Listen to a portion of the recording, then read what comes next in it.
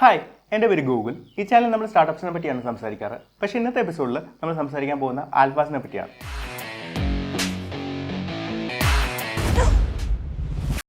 നിങ്ങൾക്ക് ആൽഫാസിനെ പറ്റി എന്താ അഭിപ്രായം എന്ന് എനിക്കറിയില്ല, പക്ഷേ എനിക്ക് ആൽഫാസിനെ വലിയ കാര്യമാണ്.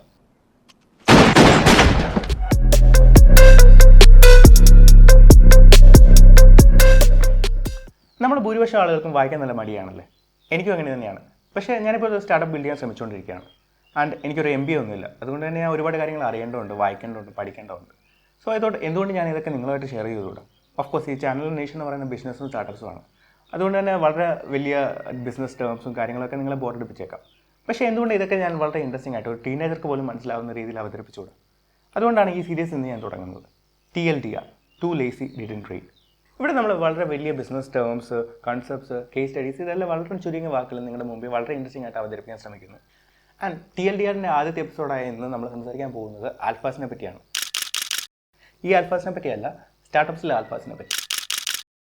ഇപ്പോൾ നമ്മൾ വാർത്തകളിൽ ഒരുപാട് അക്വിസിഷൻ ന്യൂസുകൾ കേൾക്കാറുണ്ടല്ലേ. വളരെ ചെറിയൊരു സ്റ്റാർട്ടപ്പിനെ വലിയൊരു സ്റ്റാർട്ടപ്പ് വന്ന് ഏറ്റെടുക്കുന്നു, വലിയൊരു കമ്പനി വന്ന് ഏറ്റെടുക്കുന്നു, ഈ ചെറിയ സ്റ്റാർട്ടപ്പിൻ്റെ ഫൗണ്ടേഴ്സിന് വളരെ വലിയൊരു എക്സിറ്റ് ലഭിക്കുന്നു.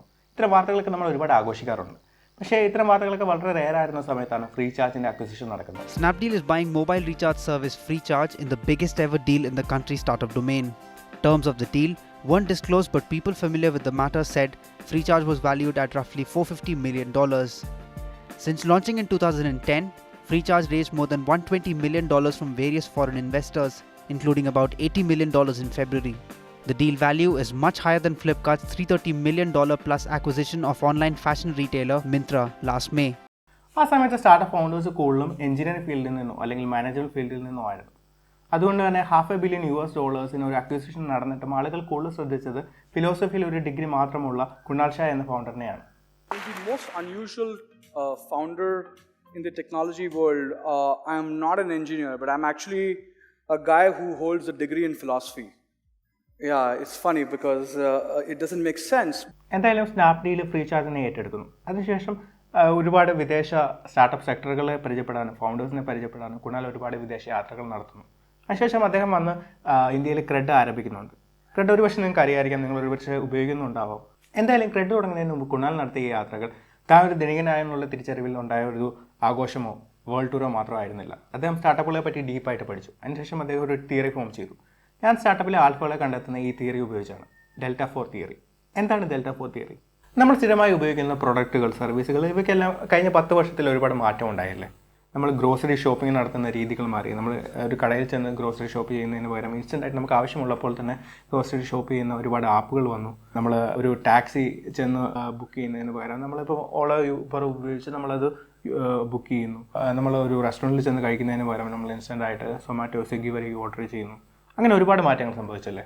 പക്ഷേ എങ്ങനെ നോക്കില്ല, നമ്മൾ പണ്ട് ഉപയോഗിച്ച സർവീസിനേക്കാളും ഇന്നത്തെ സർവീസിന് എഫിഷ്യൻസി കൂടുതലാണെന്ന് നമുക്ക് ഉറപ്പിക്കാം. പക്ഷേ എത്രത്തോളം കൂടുതൽ, അതിനെപ്പറ്റിയാണ് Delta-4 തിയറി സംസാരിക്കുന്നത്. നമുക്കൊരു എക്സാമ്പിളിലൂടെ ഇത് മനസ്സിലാക്കാൻ ശ്രമിക്കാം. നമുക്ക് ഗ്രോസറി ഷോപ്പിങ്ങിന് തന്നെ ഉദാഹരണം എടുക്കാം. പണ്ട് നമ്മൾ കടകളിൽ ചെന്ന് ഗ്രോസറി ഷോപ്പ് ചെയ്യുന്നു, നമ്മുടെ അവശ്യ വസ്തുക്കൾ നമ്മുടെ ഒരു കടകളിൽ ചെന്ന് വാങ്ങിക്കുന്നു.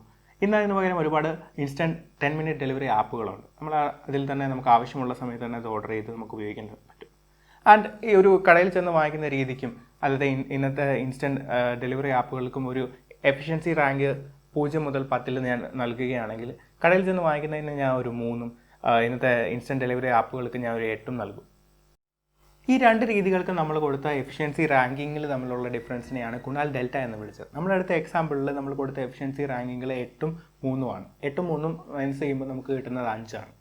ആൻഡ് കുണാൽ കണ്ടെത്തിയ ഒരു കാര്യം എന്ന് വെച്ചാൽ ഡെൽറ്റ എപ്പോൾ 4 കൂടുതലോ ആവുന്നു അത്തരം സ്റ്റാർട്ടപ്പുകൾക്ക് ഒരു പ്രത്യേക അഡ്വാൻറ്റേജുകൾ ഉണ്ടാവും.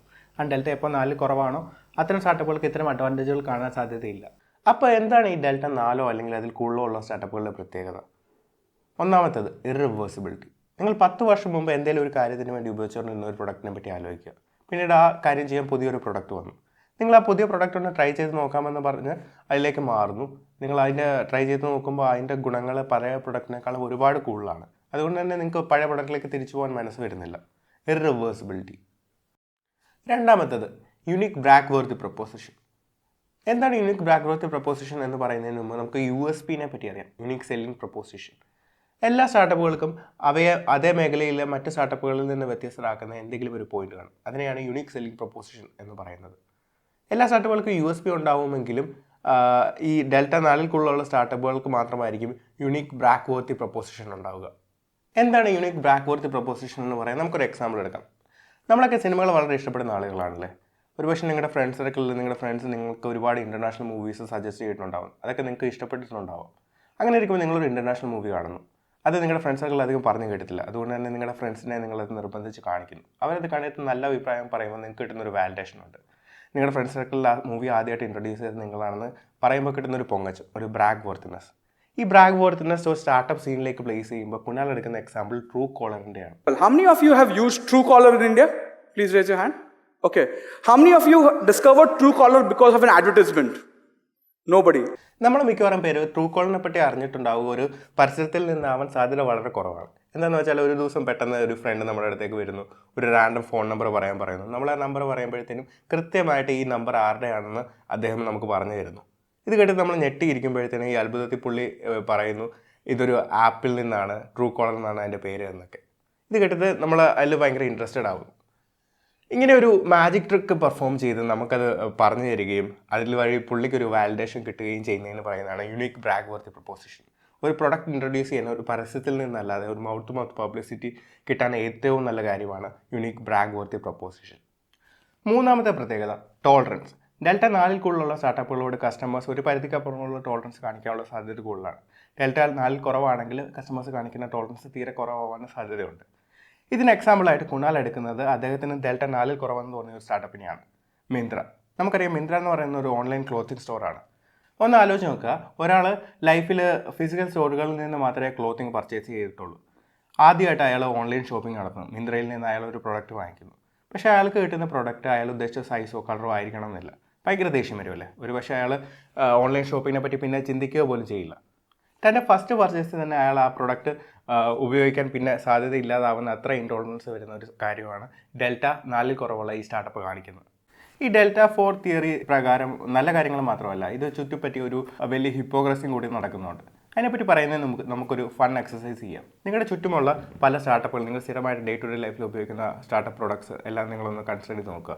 10 വർഷം മുൻപ് അതേ കാര്യത്തിൽ നിങ്ങൾ ഉപയോഗിച്ചുകൊണ്ടിരുന്ന പ്രൊഡക്റ്റിനെ പറ്റി ആലോചിക്കുക. നിങ്ങൾക്ക് അതിന് രണ്ടും നിങ്ങളൊരു എഫിഷ്യൻസി റാങ്ക് കൊടുക്കുക. ആ എഫിഷ്യൻസികൾ തമ്മിലുള്ള ഡിഫറൻസ് കണ്ടെത്തുക. എന്നിട്ടത് 4-4-ക്കുള്ളാണോ എന്ന് നിങ്ങൾ കണ്ടെത്തുക. നിങ്ങൾ ഉപയോഗിക്കുന്ന ആ പ്രോഡക്റ്റ് ഒരു ഡെൽറ്റ 4 പ്രൊഡക്റ്റ് ആണോ എന്ന് കണ്ടെത്തുക, ഒരു ആൽഫ പ്രൊഡക്റ്റ് ആണോ എന്ന് കണ്ടെത്തുക.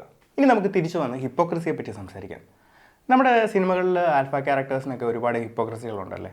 ഉദാഹരണത്തിന് ആനിമലിലെ രൺബീറിൻ്റെ ക്യാരക്ടർ രശ്മികയോട് ബീറ്റാ മെയിലായ തൻ്റെ ഫിയാൻസിനെ ഒഴിവാക്കിയിട്ട് എന്ത് പറഞ്ഞാൽ ആൽഫ മെയിലായ രൺബീറിനെ കല്യാണം കഴിക്കണം എന്നൊക്കെ ഒരു എക്സ്പ്ലനേഷൻ കൊടുത്ത് കൺവിൻസ് ചെയ്യുന്നുണ്ട്. പിന്നീട് കല്യാണത്തിന് ശേഷം he ends up cheating on her with a random chick. Hypocrisy. അത്തരം ഹിപ്പോക്രസികൾ ഡെൽറ്റ 4 തിയറി ചുറ്റിപ്പറ്റിയുണ്ട്. ഡെൽറ്റ 4 തിയറിക്ക് പ്രത്യേകിച്ച് ഒരു ഹിപ്പോക്രസി ഇല്ലെങ്കിൽ ഡെൽറ്റ 4 തിയറി പ്രപ്പോസ് ചെയ്ത കുണാൽ ഷായ്ക്ക് കുറച്ച് ഹിപ്പോക്രസികളുണ്ട്.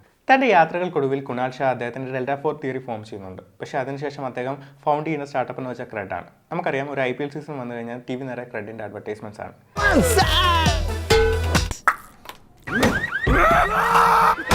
പക്ഷേ ഡെൽറ്റ 4 തിയറി പറയുന്നത് ഒരു ഡെൽറ്റ 4-4 മുകളിലുള്ള സ്റ്റാർട്ടപ്പിന് അഡ്വർടൈസ്മെൻറ്റ്സിൻ്റെ ആവശ്യമില്ല. യുണീക്ക് ബ്രാഗ് വർത്തി പ്രൊപ്പോസിഷന് പ്രകാരം അത് തന്നെ പ്രചരിക്കുകയും ഒരു മൗത്ത് പബ്ലിസിറ്റിയുടെ പേരിൽ വളരെ വലിയൊരു യൂസർ ബേസ് ഉണ്ടാവുകയും ചെയ്യും. സോ ക്രെഡിന് എന്തിനാണ് അഡ്വർടൈസ്മെൻറ്റ്സിൻ്റെ ആവശ്യം? ഇനിയിപ്പം ഡെൽറ്റ 4 തിയറി പ്രകാരമാണെങ്കിൽ അഡ്വർടൈസ്മെൻറ്റ്സിൻ്റെ ആവശ്യം വരിക എന്ന് വെച്ചാൽ ഡെൽറ്റ 4 താഴെ ആവുകയും ആ കമ്പനിക്ക് ഡെൽറ്റ 4 മുകളിലാണെന്ന് ഫേക്ക് ചെയ്യേണ്ട അവസ്ഥ വരുമ്പോഴാണ്. സോ എനിക്കുള്ള സംശയം എന്ന് വെച്ചാൽ കുണാൽ ഷാ പബ്ലിക്കായിട്ട് ഈ കമ്പനി എന്ന് പറയുന്നത് ഡെൽറ്റ 4 താഴെയുള്ളതാണെന്ന് പറയുകയാണോ, അല്ലെങ്കിൽ ഡെൽറ്റ 4 തിയറി ശരിയല്ലെന്ന് പറയുകയാണോ എന്നുള്ളതാണ്. എന്താണ് നിങ്ങളുടെ അഭിപ്രായം? കമൻറ്റ് ചെയ്യുക. വീഡിയോ ഇഷ്ടപ്പെട്ടെങ്കിൽ ലൈക്ക് ചെയ്യുക. നിങ്ങളുടെ സുഹൃത്തുക്കൾക്ക് ഈ വീഡിയോ ഷെയർ ചെയ്ത് കൊടുക്കുക. സബ്സ്ക്രൈബ് ചെയ്യാത്തവർ ഉറപ്പായിട്ടും സബ്സ്ക്രൈബ് ചെയ്യുക. Thank you.